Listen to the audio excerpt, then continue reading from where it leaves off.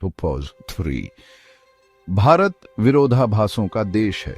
यह बात खास तौर पर तब सच साबित होती है जब हम मराठवाड़ा, बीदर और हैदराबाद के क्षेत्रों की तुलना करते हैं। महाराष्ट्र में स्थित मराठवाड़ा और कर्नाटक का बीदर ज्यादातर ग्रामीण है। ये खेती पर बहुत ज्यादा निर्भर है। दूसरी तरफ हैदराबाद एक चहल पहल वाला महानगर है। यह टेक्नोलॉजी और फार्मास्यूटिकल्स का एक केंद्र है। ये अंतर इन क्षेत्रों के सामाजिक आर्थिक संकेतकों में दिखाई देते हैं। शिक्षा, आय और अवसरों तक पहुंच के मामले में मराठवाड़ा और बीदर हैदराबाद से पीछे हैं। ये चिंता का विषय है। ये इस अंतर को कम करने के लिए लक्षित हस्तक्षेप की आवश्यकता पर जोर देता है। इस निबंध में हम इन क्षेत्रों के सामाजिक आर्थिक परिदृश्य पर गहराई से विचार करेंगे। हम आगे आने वाली चुनौतियों और अवसरों का पता लगाएंगे। हम साक्षरता दर, वित्तीय साक्षरता, जीडीपी योगदान, गरीबी का स्तर और बेरोजगारी जैसे प्रमुख संकेतकों की जांच करेंगे। हमारा उद्देश्य मौजूद असमानताओं की एक बारीक समझ प्रदान करना है। हम व्यक्तियों और समुदायों को सशक्त बनाने के लिए वित्तीय शिक्षा की क्षमता पर भी चर्चा करेंगे। अंत में हम नीति निर्माताओं, शिक्षकों और नागरिक समाज संगठनों के लिए सुझाव देंगे। हमारा लक्ष्य सभी के लिए एक अधिक न्याय संगत और समृद्ध भविष्य बनाना है। पॉज 3। तरक्की की नींव शिक्षा है। ये लोगों को ज्ञान और हुनर से लैस करता है। ये उन्हें समाज में पूरी तरह से भाग लेने और अर्थव्यवस्था में योगदान करने में सक्षम बनाता है। हालांकि भारत के कई हिस्सों में मराठवाड़ा और बीदर सहित अच्छी शिक्षा तक पहुंच एक चुनौती बनी हुई है। इन क्षेत्रों में साक्षरता दर राष्ट्रीय औसत से काफी कम है। मराठवाड़ा में साक्षरता दर लगभग 70% के आसपास है। यह महाराष्ट्र की कुल 82.3% की साक्षरता दर से कम है। बीदर थोड़ा बेहतर है, लेकिन फिर भी राष्ट्रीय औसत से पीछे है।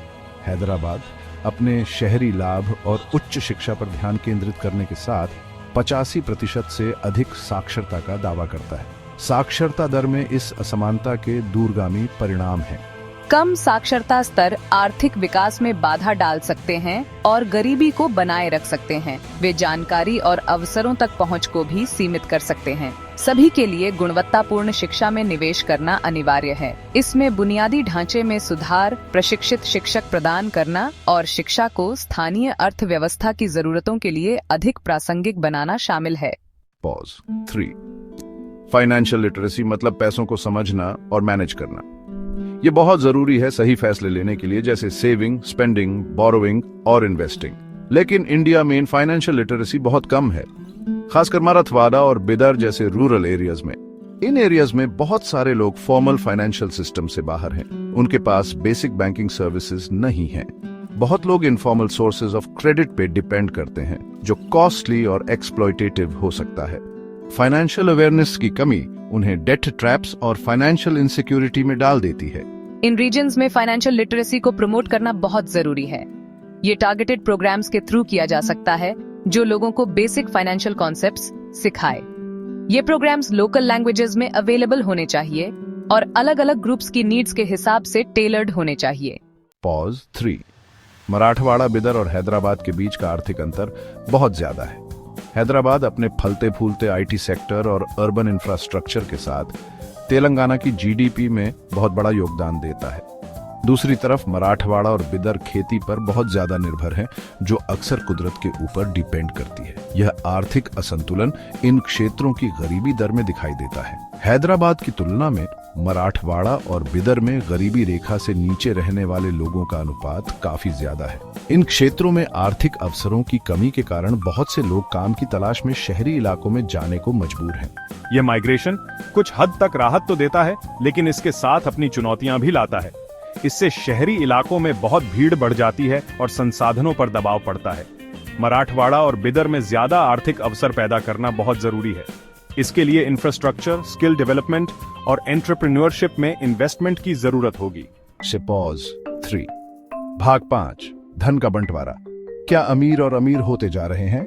इन क्षेत्रों के बीच धन के बंटवारे में भी काफी फर्क है। महाराष्ट्र में काफी धन है, लेकिन ज्यादातर धन मुंबई और पुणे जैसे शहरों में ही सिमटा हुआ है। इसके उलट मराठवाड़ा में बहुत कम अमीर लोग हैं। हैदराबाद में आईटी और दवाइयों की तेजी से बढ़ती इंडस्ट्री की वजह से काफी अमीर लोग बढ़े हैं, लेकिन यह धन हमेशा सब में बराबर नहीं बंटता।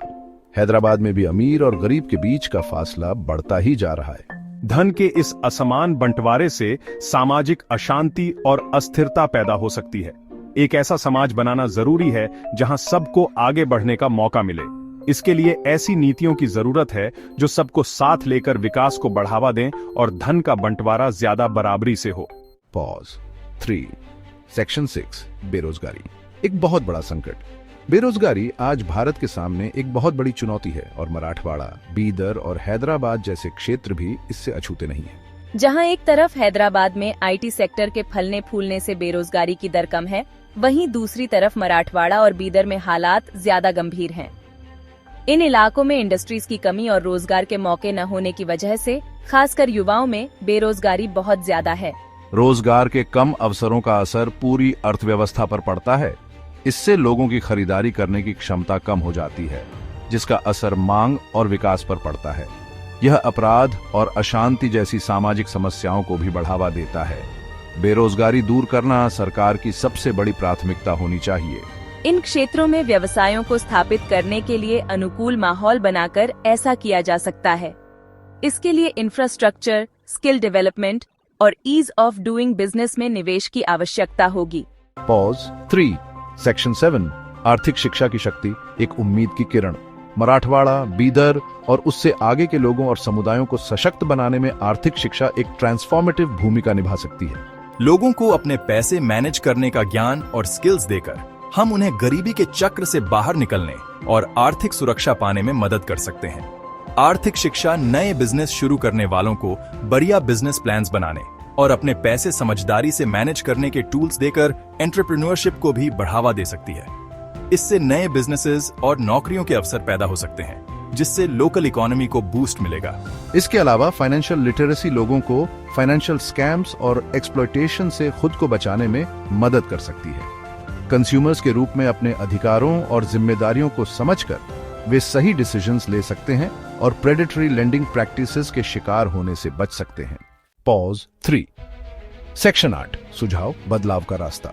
मराठवाड़ा, बीदर और हैदराबाद के बीच सामाजिक आर्थिक असमानताओं को दूर करने के लिए एक बहुआयामी दृष्टिकोण की आवश्यकता है। निम्नलिखित सुझाव नीति निर्माताओं, शिक्षकों और नागरिक समाज संगठनों के लिए एक रोड मैप के रूप में काम कर सकते हैं। अच्छी शिक्षा में निवेश करें। अच्छी शिक्षा देना, खासकर ग्रामीण इलाकों में साक्षरता दर में सुधार और 21वीं सदी की अर्थव्यवस्था में सफलता के लिए लोगों को जरूरी कौशल से लैस करने के लिए बहुत महत्वपूर्ण है। वित्तीय साक्षरता को बढ़ावा दें।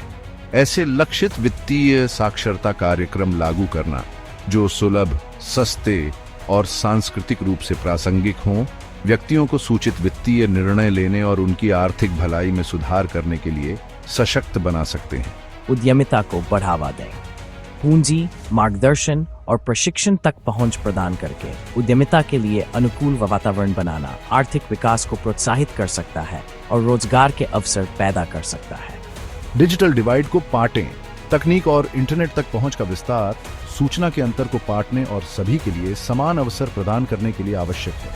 समावेशी विकास को बढ़ावा दें।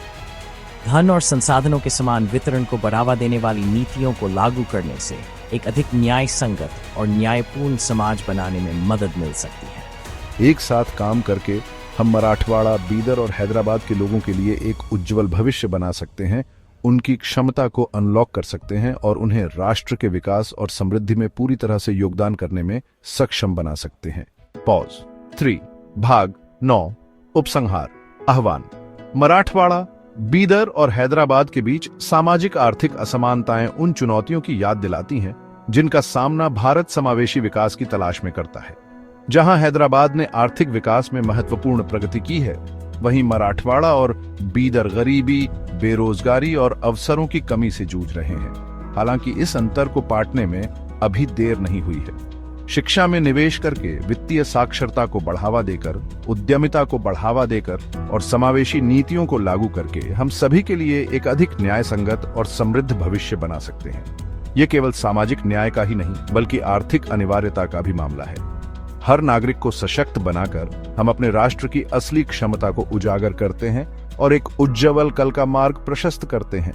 अब समय आ गया है कि सभी हितधारक एक साथ आएं और इस साझा लक्ष्य की दिशा में काम करें।